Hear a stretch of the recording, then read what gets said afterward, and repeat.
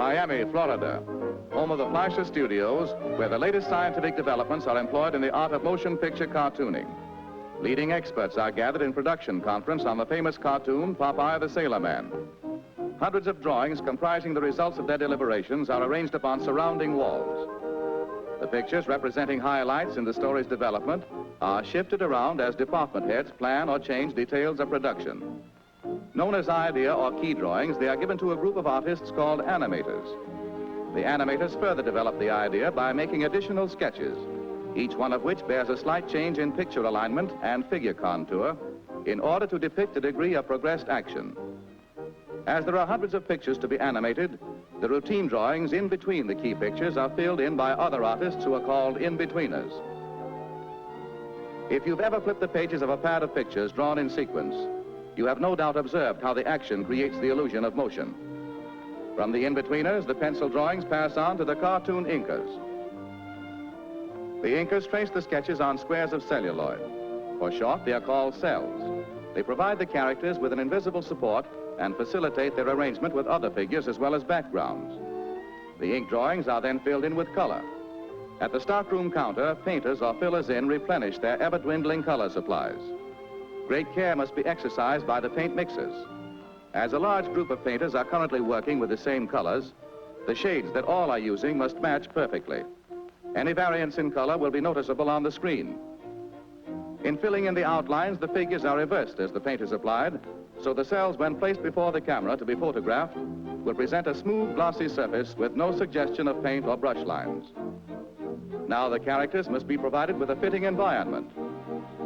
In this department, settings are designed and decorated by artists whose work is just as important and perhaps more complicated than figure animation. It also entails a similar degree of repetition. These artists supply landscapes, street scenes, buildings, exteriors and interiors, as well as furnishings.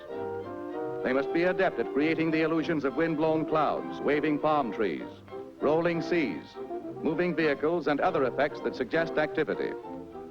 The character drawings are used to aid them in obtaining proper figure placement in relation to backgrounds, also to aid in creating perspective and scene composition when the celluloids are assembled before the camera. For instance, Popeye's girlfriend, Olive Oil, must appear in normal relation to her patio doorway. And it would never do to let Popeye miss the rug when he bends his painted knee in ardent admiration. Many cells or pictures are required to complete this action. Now the thousands of celluloids bearing figures and backgrounds go into the long routine photographic process. All departments of the studio are supervised by Max Fleischer, veteran cartoonist. In bringing the spinach-inspired seagoing strongman to the screen, he is known as Popeye's Filmland Papa. One at a time, each drawing is placed in a holder and a single exposure is made on film. Upon this new apparatus, actual scenes are constructed to convey the idea of depth and to permit the movement of backgrounds. For instance, many drawings of this bird must be photographed, each one with the wings and other lines of body contour in slightly changed positions. Also, with each exposure, the background is moved to create the illusion of flight. The process must be repeated many times with all characters and accessories that simulate motion. When it is realized that hundreds of sheets of celluloid, each bearing characters, properties, or scenic effects, must be superimposed one over the other so that figures will pass and repass each other in photographic action, thousands of exposures become necessary to complete the entire motion picture. The production of film cartoons is long on routine and heavy with detail and requires considerable special equipment. The groups of pictures for each exposure are held in place by chromium register pins, and the holder is adjusted to the camera by heavy iron arms that lock in mesh.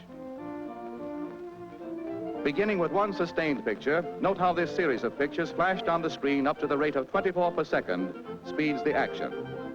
The eye retains the image of one until another appears, creating the illusion of motion pictures. Finally, the picture goes into the cutting room, where the film is cut into scenes and edited. Voices are then recorded on the film, and department heads put Popeye through a preview. Princess, wouldst it please thee? Or, wouldst it please thou?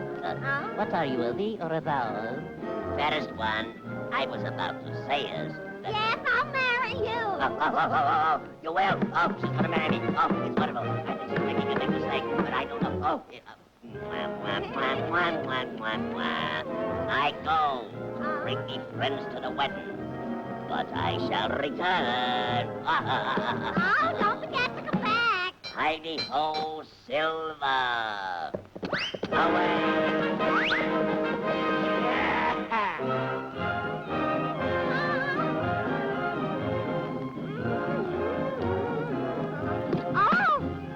Oh, dear. Thus, through popular science and out of the inkwell illusion becomes fantastic screen entertainment.